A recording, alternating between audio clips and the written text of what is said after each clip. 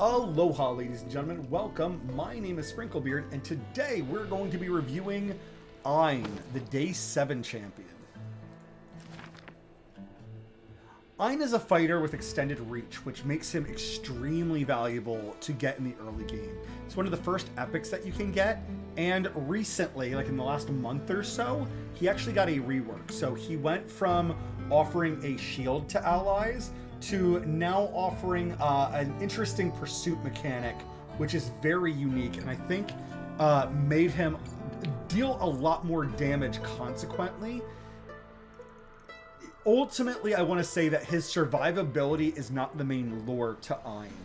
Ein, with his extended reach, is where you're going to be using him to his greatest effectiveness. I have actually liked Ein since day one.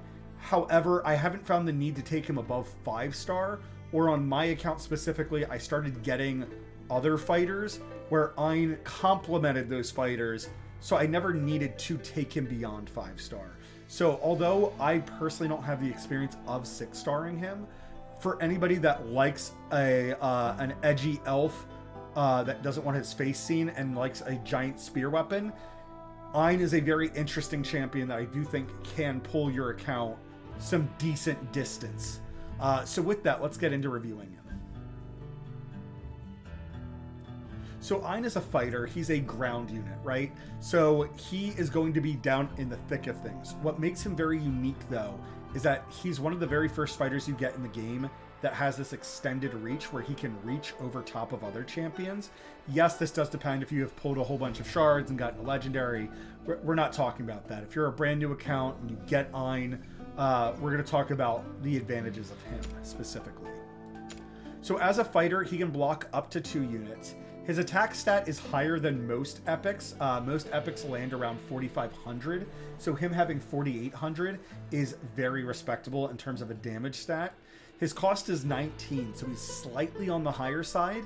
However, his attack interval is slightly smaller than your base. An average in the game is around 2.6. So him having a 2.5 does make him feel a little bit better here. He has the talent, so your talents are usually unlocked through promotions. When there are allies in range, the hero's attack will ignore an extra 15% of the enemy's defense. So this gives you some extra damage with him and encourages you to put him behind somebody else. So he is not necessarily your solo champion like a Wrath would be, or certain other champions like your defenders tend to be, where they'll sit in a lane and just block and hold the line. Ein is definitely a fighter that can take advantage of building him like a glass cannon. What's good about this is that the further you get into the game, when you start off in the early stages of the game, Ein won't feel like he has the HP pool or the defensive abilities to hold a lane by himself. But the further you get into the game, eventually you get champions that can like heal wider areas or can heal more consistently. They will make Ein feel a whole lot better. Now with the changes that they made to his kit, his damage output should feel amazing enough where he feels absolutely amazing in tandem to a lot of champions. So his kit is as follows. We have a basic attack of 100 to 1 enemy, scaling up to 110. That is kind of your typical spear usage, right? It's going to feel good.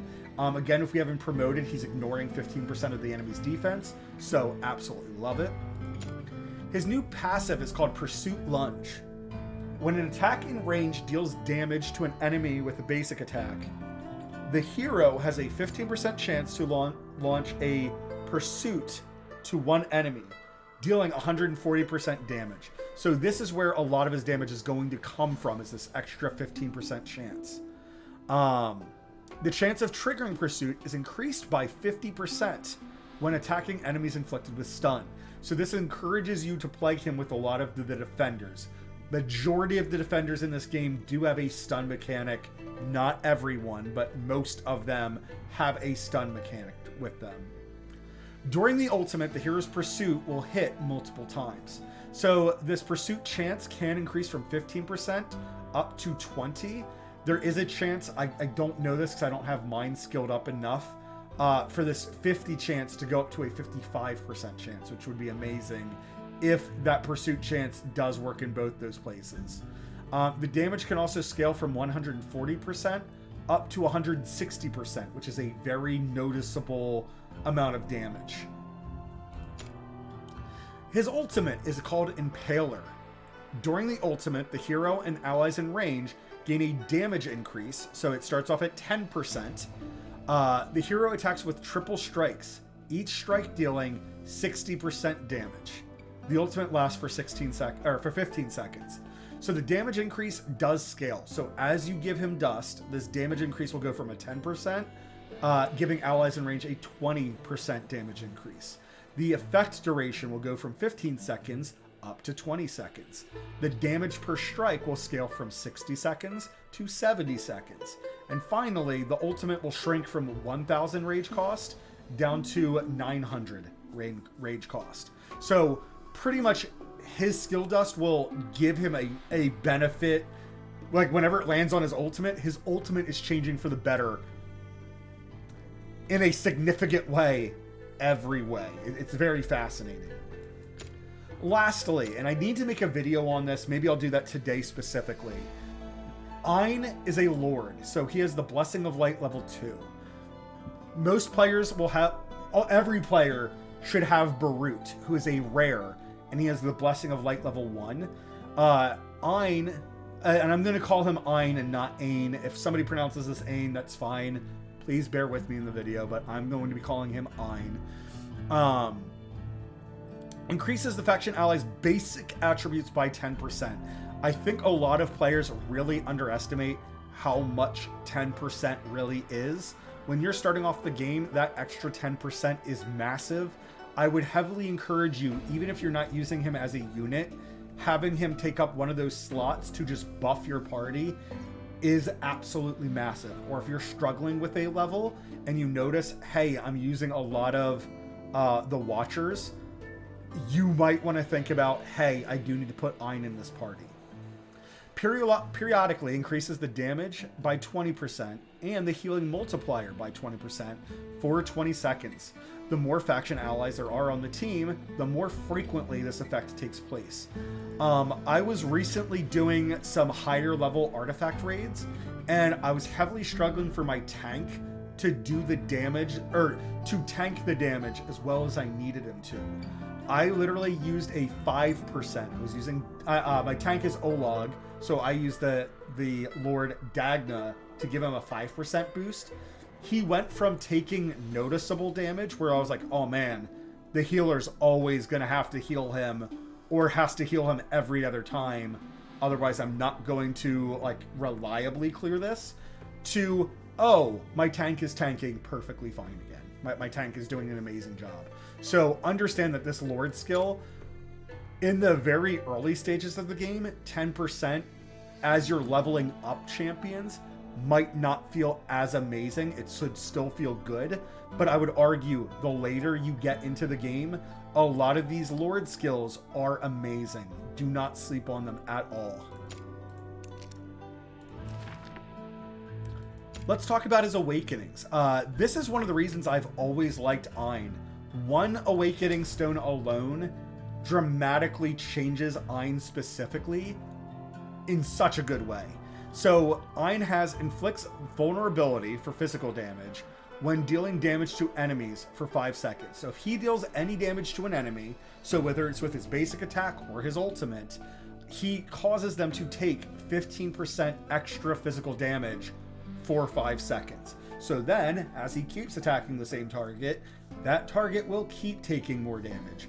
This is something that when I've talked with other players, before the rework, a lot of players were saying that Ein was not their favorite champion or was not that good. Ein specifically is a high damage dealing champion with this amazing utility at Awakening 1. A lot of players will play with Mary just for her dual vulnerabilities that she gives. And I definitely think if you're playing with both damage sources, like let's say into something like Dragon, yes, you can use skill dust instead of awakening stones. Awakening stones are rare, so you don't want to necessarily invest too much into Ein unless you absolutely love Ein. And the reason I say that you don't want to invest too much into Ein, I'm going to put out this disclaimer right now. If you compare Ein to Wrath, yes, I think that Wrath has a lot more benefits to giving him his awakening stones. I already have a deep dive video talking fully about Wrath in every capacity and how amazing he is. Let's talk about Ein as if you have already fully awakened Wrath on your account. For those of you who are not sure what I'm talking about, I will link the Wrath video down below and you can go watch, but it is unfair to compare Wrath to other epics because Wrath really feels like a legendary in how much his kit is overloaded. So going back to Ein here, this increased physical vulnerability makes him synergize with so many champions. There are champions like Wrath that he will heavily synergize with. You can put Wrath up front, you can put Ein directly behind him, and Ein will help increase the damage that your Wrath is doing. And then if you have your Wrath fully awakened, if he's dealing more damage, he's leeching more life. Beautiful synergy. The only synergy that's like lacking is that lack of stun in the kit. However, as we get further down, you're going to see that does not matter. So Awakening 2, he gets an extra crit rate, always a beautiful thing. This can sometimes not feel as amazing. Like the more I do for these videos, I do wish this 5% was closer to like 8 or 10%. But again, I don't want to complain too much. An extra 5% is always good, or it lets you hit those critical rate goals that you might have much easier. For newer players, when you're first starting off with like blue and purple gear, I recommend try to get around like 50% crit rate. You will absolutely feel how amazing that is. So 5% crit rate will get you there very quickly. Awakening 3. During the ultimate, the first basic attack by an ally in range will inflict a stun on one enemy. So the stun lasts for 3 seconds. So now it doesn't actually matter who you pair Ein with. It's brilliant. The rework that they did for him, I forget his before kit, his ultimate gave a shield effect, and I forget what the awakenings were. I think this gave penetration to his partner, or that might have been his old passive. They've gone and pushed him more in he's now a single damage dealer, where you can reliably put him in a lane to kill off majority of the things in the lane. Now him giving a stun to an ally is absolutely brilliant. That not only encourages your ally to live longer, but now if they have synergy for stuns, or there's a whole faction that benefits from CC with their Lord skills. That is your cultists. So if you're using a champion like Nero as a Lord, or if you need some of your mages to do more damage, a lot of cultists are mages by design. Now Ein having that synergy that he can cause extra stuns can increase your damage for even your mages, which I absolutely love. There's so many good rework. Like when they reworked him, they've put in an enormous amount of thought and done an amazing job. I cannot praise Watcher of Realms enough for how well this design works out. All damage plus 5%. This is always a good thing to see. Sometimes I do wish that they would make up their mind between all damage and attack percentage, because right now they kind of flip-flop a whole bunch of champions, and I haven't decided which I think is better, right? So the way that the damage calculation in this game, as we understand it, works is that if you have 1,000 attack and your opponent has 500 defense, you are going to deal 500 damage. Then things like your crit rate will take place. Then your crit damage modifier will take place. So this means if you have 1,000 attack and your opponent has 900 defense, you are critting off of 100 damage, which is pitiful. And it's what can stall a whole lot of players out in this game. So typically, attack percentage is a huge factor in the game right now. It is one of the largest complaints for endgame players that right now it feels like all the champions gear up the same way, and Watcher of Realms has announced that they're trying to take steps to change that specific dynamic. So all damage has a very good potential to be better than just attack percentage. Increases crit damage in battle by 50%. So the in battle isn't really necessary there, but whatever. Increases crit damage is amazing. Absolutely love this awakening. Very, very useful. Basically, 50% damage increase, because by the time you get him up to 6-star, you probably do have your Ein geared in a way where you are critting at least that 50%. Probably more often, 70 to 80%. I love his kit. I love the awakenings. Very good design. All right, next, let's talk about where Ein is going to be best at. Ein, so he's a ground unit and he's a fighter. There are plenty of levels where you need something to block off of a lane and to deal damage. Now, when you first start off the game, a lot of the fighters feel very underwhelming because fighters do tend to much more rely on their stats compared to your platform champions. Your platform champions are not taking as much damage. They're just raining damage down on the enemies. Your fighters, because their damage is also so short range, it often makes them feel more difficult to play with or a little bit more unwieldy to play with. Ein having that extra range makes him feel amazing off the bat because you can place him behind a defender like Rex, like Barut, and you can just get some really amazing stacked DPS in a very small spot. What also is great is him causing that defensive down, very valuable as well. As you level him up and as you give him gear, you don't need to heavily focus on things like HP percentage and defense percentage. They will benefit him.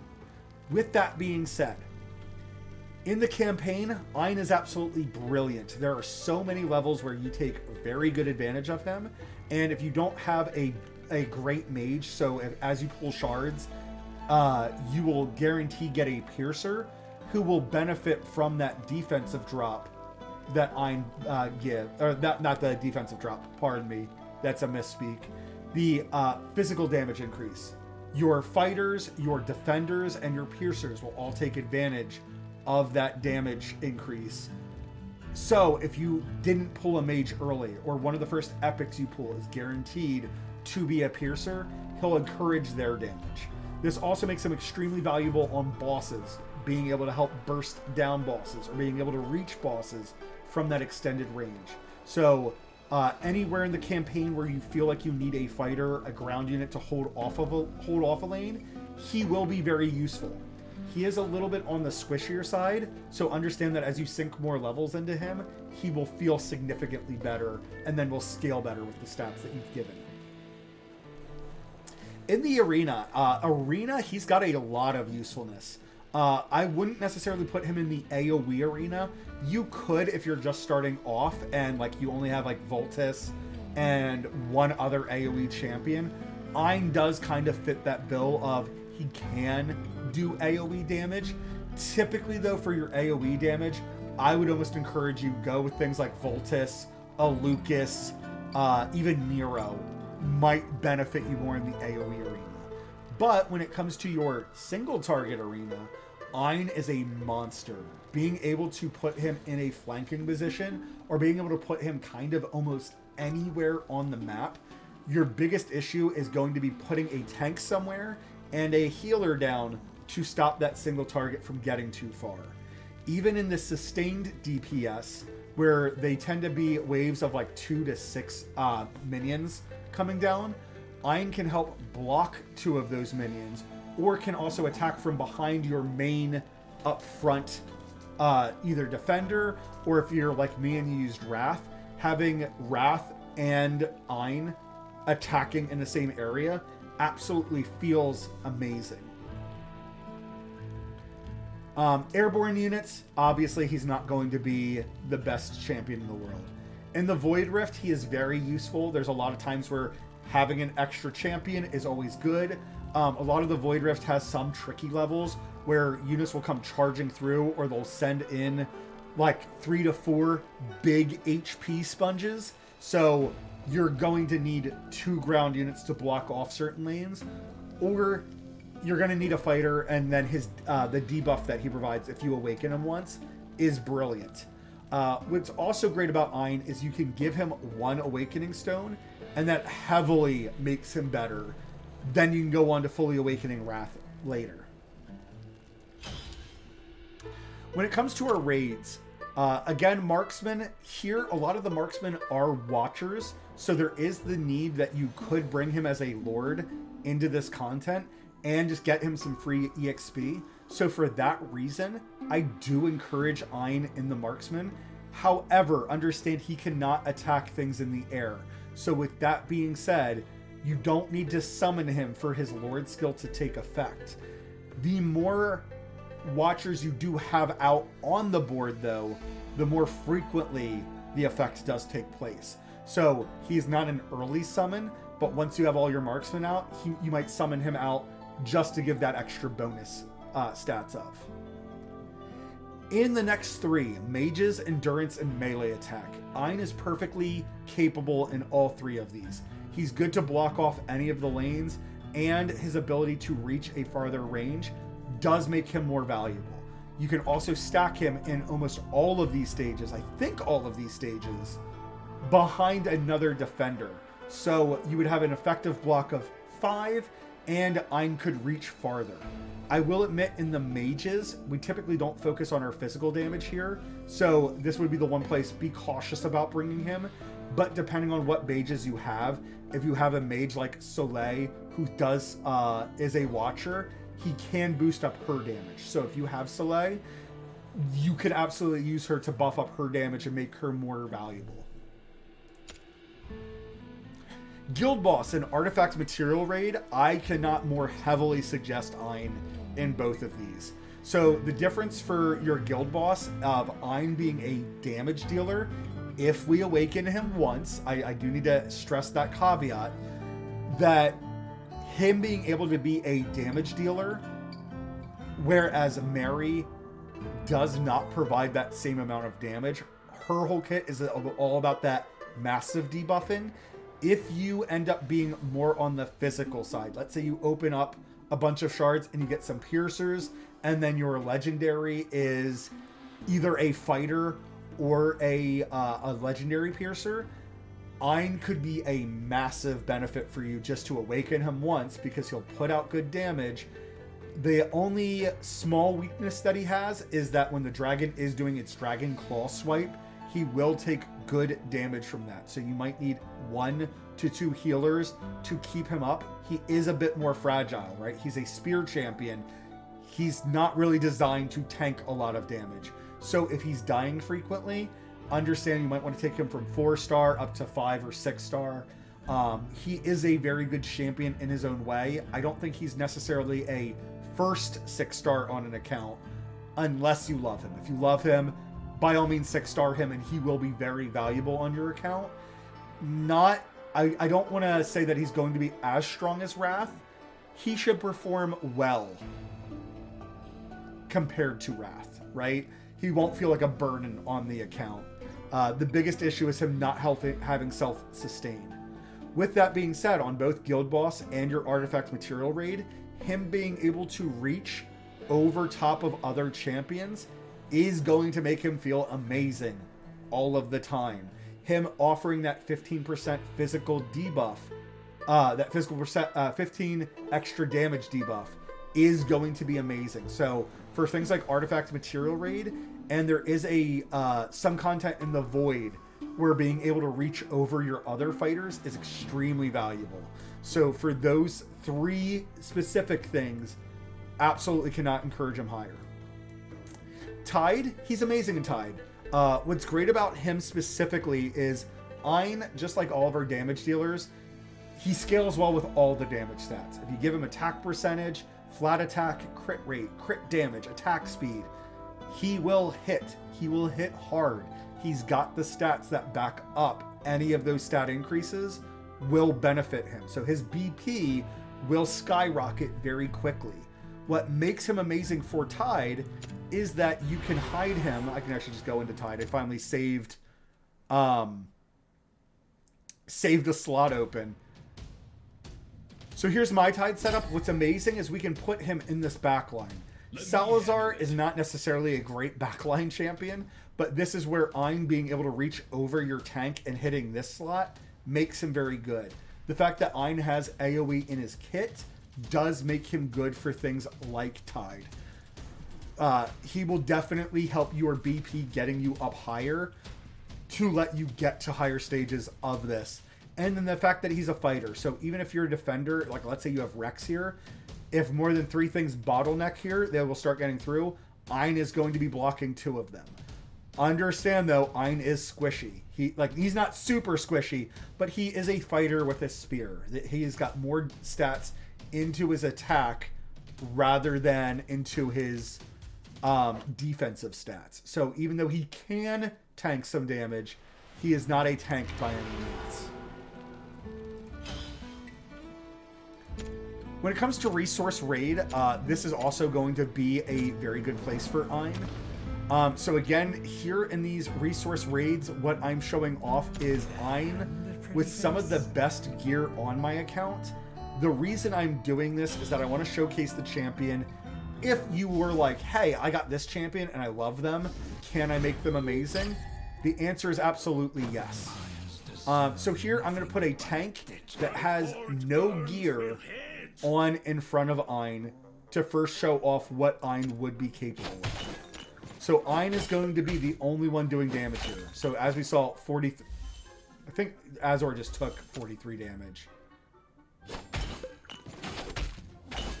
But as we can see, with gear, he's doing plenty of damage. He's two-shotting these larger golems, which have an immense amount of health.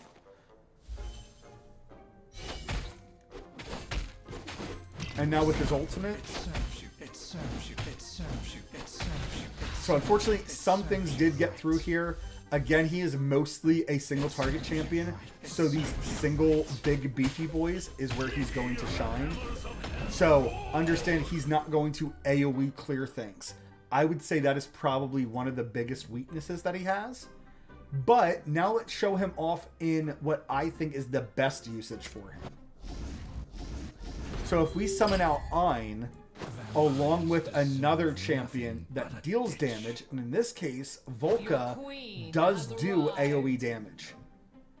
I'm going to say nothing is going to get through the 2 of these champions. She can hit up to 3 targets. However, her single target damage is weak. However, Ein's single target damage is amazing and debuffs their physical side. So the union that we have here is absolutely amazing. Volca is a champion that you can get, a legendary champion you can get by completing your storyline quests. The fastest I've seen certain players get her is about a month. I've seen one player say that they got her in like 20 days. However, they never proved that to me, so take that with a grain of salt. That being said, it's probably possible. You know, depending on how much time you have to sit and play the game and how efficiently you play it, it's probably very possible. Ein, because he is best at your single target damage, and then it's just consequential that he has AoE in his kit, means that we can use him in a lot of places. So even things like our gold raid, where we have a lot of HP sponges, I think this is going to be one of the places where he shines heavily, not necessarily against the lower end goblins, however, against the big beefcake goblins, those tall goblins, or even the king, him increasing the physical damage that they take makes your piercers deal more damage. Lets any of your other physical fighters like Wrath do a lot more damage. So the synergies there are amazing. Gear raids. This is a champion that, ironically enough, I would argue you can bring him to all 3 gear raids reliably. Gear raid 1, we have a wall that separates our some of our fighters from some of the combat. You could put him in front of the wall, but at first, when you're starting off in the game, no, you're going to be putting him behind the wall. He can safely output his damage from behind the wall, and because he has AoE, he will do somewhat decent damage from behind that wall. even better is that the queen, when the queen's spider insect thing comes out, she is weak to piercing damage. Not that Ein does piercing damage, he kind of does neutral damage. But if you bring Ein and a piercer, the two of them will take quick work of that boss as long as Ein starts hitting the boss. You do need to clear off all the little trash mobs, so there is that small caveat. However, Ein can safely do reliable damage, kind of like a platform champion, but he would do it from one of the ground tiles. So I do think that he can be very useful in Gear Raid 1. In Gear Raid 2, we have these rolling champions, so ideally, we want a fighter up front to block that damage. However, Ein being able to attack reliably from behind another champion means that not only can you use defenders to block these rollers, but if you feel like the rollers are killing off your front line, you could put in quick revive champions like Diamond, like Decimus, like Baron, who has Baron's not quick revive, but he has an undying mechanic to him. You could put Ein from behind them, and then even if those undying champions are to die, they kind of go into this untargetable state for a couple of seconds. Ein could be attacking from behind them and doing plenty of damage. So as long as you can keep Ein alive in the stage, I think he has a very good place in here. And what's nice is that you could condense all your champions into a small area, making healing your healers having a smaller area to target rather than everything. Pano, probably just you. Gear Raid 3. This is by far his weakest, right? Because we're talking about all flying enemies, and right now there's an event going on. So this Gear Raid 3 is normally Zilla 2. However, a lot of our piercers in this game are watchers. So I do want to show that off real quick, that if we go into our gallery, sort by the watch guard, Ein is a guaranteed lord that we get on the account. When we talk about piercers, we have Crake, Brienne, Idril. Idril is considered one of the best champions in the game, and then Brienne is a very good AoE piercer. She's already reviewed on this channel, and as much as people don't like Crake, I like Crake a whole lot. So him getting the extra 10% from Ein is very valuable, especially on legendary stats. And the thing I want to stress about a Lord skill, it increases base stats by 10%. So your Idril at 6 star, when she has 3,000 attack, she's going to be gaining 300 attack. So when you're talking about like yellow weapons, I think they're 525. I hate to say this, I've been away from yellow weapons for a while. That is over half of a yellow weapon worth of stats once the champion is 6 starred. So understand that that's also your base stat. So then when all of Idril's equipment increases her other stats, or increases stats like her attack, right? So let's say she has an extra 100% attack bonus in her gear. That extra 100% is working off of 3,300, not just 3,000. I was going to say 3,000, and that sounds really weird. But very, very valuable, for sure. Finally, your faction trials. Again, him being a watcher, he is amazing in the watcher trial. Being able to put him behind other tanks or behind champions like Barut.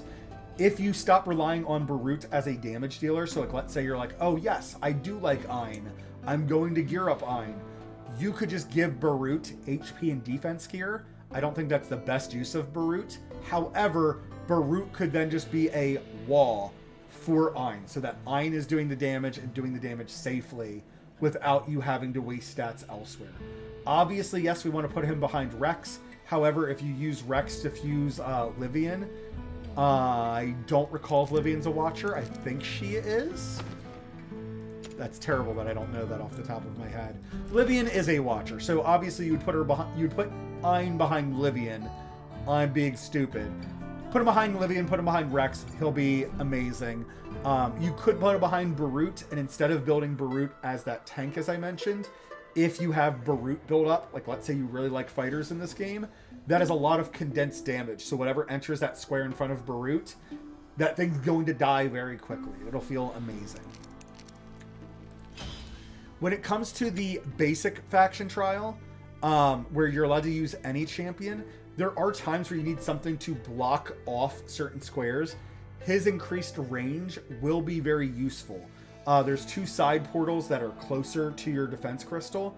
Him being able to reach over your other champions, or even reach over one of the furthest back tiles. I guess I can just show it off real quick.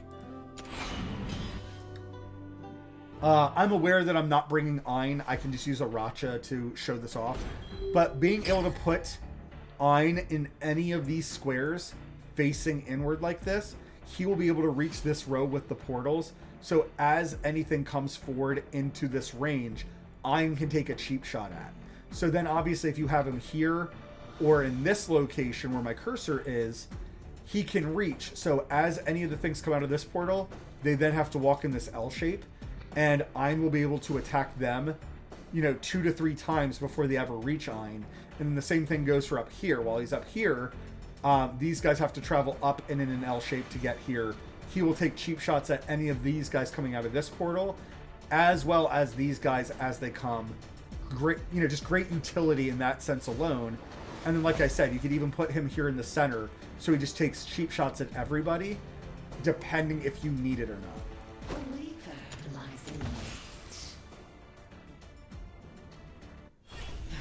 So, ladies and gentlemen, that is it for Ein. I hope that you find this video helpful. I hope some of you guys find that he is useful. I absolutely love him. The moment that I saw that he had that debuff in his kit, I instantly gave him an Awakening Stone. And for my synergy, so on my account, I had Ein, Brienne, and Idril very early. So the 3 of them made up a core for my early game, and absolutely skyrocketed me through the early game until I got Comet, in which case my whole account just blew open after that. It was fantastic. But I definitely have a liking for Ein. And that was also old Ein, where Ein had shields in his kit, which didn't make a whole lot of sense. So this rework where he can deal a lot more damage, I absolutely love. His Awakenings now giving an ally a stun, I think is brilliant. And in the Void Rift, he is potentially one of my next 6-star champions. You okay, sweetheart? Let's get you off your back then. You okay? For one of the Void bosses, I feel like his kit is going to be extremely instrumental. And he's already offered me very clever ways to fight one of the Void bosses. I don't want to spoil anything in the Void too much, because I feel like Void is some of the most fun content in the game. Guys, if you like this video, go ahead and hit the like and subscribe button down below. If you want to join us or want to come talk and hang out, we stream every day, Sunday through Wednesday on twitch.tv/sprinklebeard. However, I do work overnight shifts and it's 12 hours. So if I work overtime, my stream schedule often gets messed up. Right now we're in a slow period, so my streaming schedule should be reliable up through about Christmas time. Thank you very much for watching, guys. But of course, until that next time, ta-ta.